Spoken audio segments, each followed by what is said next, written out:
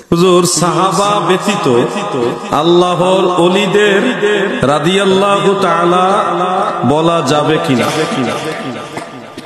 মনোযোগ দিয়ে শুনবে। পবিত্র কুরআনুল কারীমের একাধিক জায়গায় রাসূল পাক সাল্লাল্লাহু আলাইহি ওয়াসাল্লামের সাহাবায়ে কেরামকে স্বয়ং আল্লাহ তাআলা বলেছেন রাদিয়াল্লাহু আনহুম ওয়া রাদু আনহু।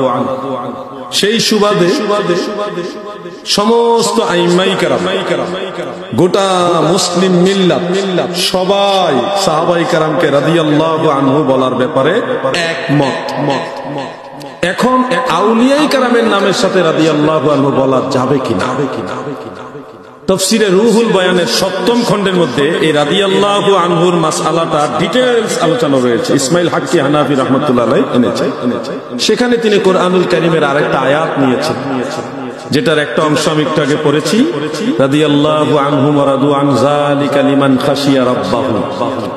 এই আয়াতের হুকুমটা যালিকা লিমান খাশিয়া রাব্বাহু, মান শব্দটা একজনের জন্য আসে, বহু মানুষের সম্পর্ক আসে। আল্লাহ তাআলা এই হুকুমটা দিয়েছেন যারা আল্লাহকে ভয় করে তাদের সবার বেলায়। রাদিয়াল্লাহু আনহুম এই শব্দটা, এই বিধানটা যারা আল্লাহকে ভয় করে তাদের সবার জন্য উন্মুক্ত করে দিয়েছে এই আয়াতে। এই জন্য আরেকটা আয়াতে আপনি দেখবেন, ইয়া আইয়াতুহান নাফসুল মুতমাইন্নাহ ইরজিই ইলা রাব্বিকি রাদিয়াতাম মারদিয়া। নফসে মুতমাইন্নার স্তরে যারা চলে গেছে, পৌঁছে গেছে, তাদেরকে আল্লাহ তাআলা বলেছেন ইরজিই ইলা রাব্বিকি রাদিয়াতাম মারদিয়া। রাদিয়া শব্দটা তাদের ব্যাপারে আল্লাহ ব্যবহার করেছেন, নফসে মুতমাইন্নার স্তরে উন্নীত যে আত্মা তাদের সম্পর্কে। মনে রাখবে। এরকম আরো আয়াত আছে। এই আলোকে তাফসীরে রুহুল বয়ানে লিখেছেন রাদিয়াল্লাহু আনহু লাইসা বিতাখসিসিন বিসসাহাবা।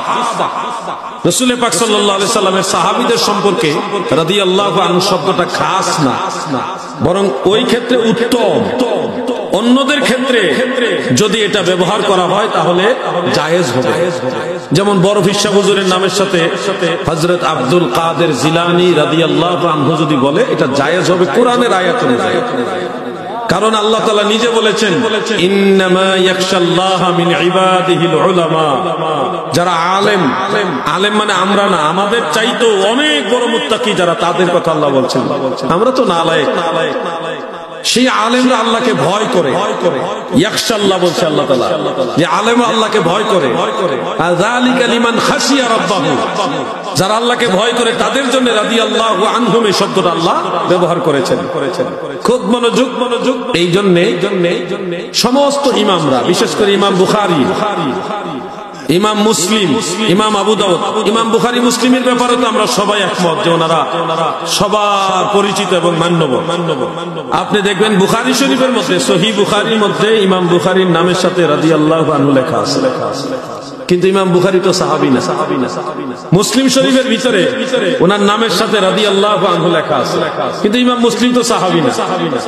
ইমাম আবু হানিফার নামের সাথে হেদায়ার ভিতরে বহু জায়গায় রাদিয়াল্লাহু আনহু লেখা। কুদুরির ভিতরে এবং কুদুরির সরা হেদায়া, ওই হিসাবে প্রত্যেকটা কিতাবেই মুসান্নিফকে রাদিয়াল্লাহু আনহু লেখা। ইমাম মালিক রাহমাতুল্লাহ নামের সাথে ফতোয়া শামিতে অনেকবার রাদিয়াল্লাহু আনহু লেখা। বড় বড় ইমামদের নামের সাথে আগের যুগের বড় বড় ইমামরা রাদিয়াল্লাহু আনহু মাঝে মধ্যে লিখেছেন, আবার রাহিমাহুল্লাহু তাআলা এটাও লিখেছেন। আমরা এটা নিয়ে ঝগড়ায় যাব না। মাঝে মধ্যে রাদিয়াল্লাহু আনহু বলবো, আর বেশিরভাগ রাহমাতুল্লাহি আলাইহি বলবো। আর সাহাবায়ে কেরাম সম্পর্কে সব সময় রাদিয়াল্লাহু আনহু বলবো, কারণ এই শব্দটা আল্লাহ নিজে সাহাবীদের সম্পর্কে ব্যবহার করেছেন। কথাটা বুঝতে পারছেন আপনারা? কেউ গায়ের জোরে এসে বলেন না যেটা বলা যাবে না। আমাদের দেশের অনেক ভাইয়ের আছে আন্দাজে ফতোয়া মারে, স্টাডি করে কথা বলতে হবে, হুট করে কথা বলবেন না। আপনি যদি বলেন যে রাদিয়াল্লাহু আনহু লেখা যাবে না, তাহলে তো ইমাম বুখারী শরীফ বাদ হয়ে যায়, মুসলিম শরীফ বাদ হয়ে যায়। তাফসীর ইবনে কাসির যিনি লিখেছেন, ইমাম ইমাদউদ্দিন ইবনে কাসির, উনি কি সাহাবী নাকি? উনি 774 হিজরিতে ইন্তেকাল হয়েছে।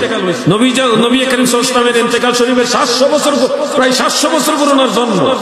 অথচ ওনার নামের সাথে তাফসীর ইবনে কাসিরে রাদিয়াল্লাহু আনহু লেখা। এই জন্য বলবো এগুলি নিয়ে বাড়াবাড়িতে যাবেন না, জানার চেষ্টা করতে হবে। ইমাম মুরগেনানির নামের সাথে রাদিয়াল্লাহু আনহু লেখা, কত ইমামের নামের সাথে রাদিয়াল্লাহু আনহু লেখা। এটা একটা সম্মানসূচক দুয়ার একটা আলফাজ। এটা চেষ্টা করবেন, সাহাবায়ে কেরামের সম্পর্কে সবসময় বলবেন, মাঝে মধ্যে বড় বড় আল্লাহর আউলিয়া যারা তাদের সম্পর্কে রাদিয়াল্লাহু আনহু বলতে পারবেন, বেশিরভাগ সময় রাহমাতুল্লাহ আলাইহি বলবেন। বুঝতে পারছেন বিষয়টা?